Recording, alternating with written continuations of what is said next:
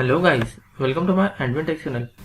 Today I am going to show in this video how to check installed apps or programs in your Windows 11 PC or laptop. So before going to start the video, if you are not subscribed my channel, please subscribe. So let's start the video.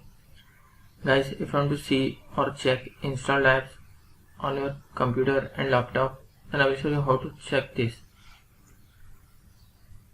First of all, you need to open the File Explorer.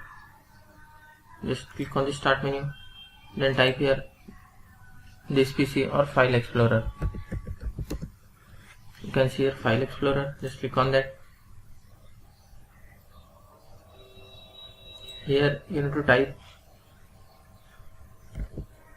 shell : apps folder and hit enter. You can see all your installed apps are seen here. There is another method to see the installed apps. Just close this window, click on Start menu, click on Settings, click on Apps, click on Apps and Features.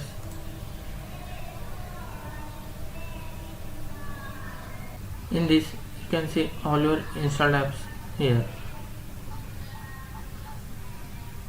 That's it guys. So in this way you can see or check your installed apps or programs on your Windows 10 or Windows 11.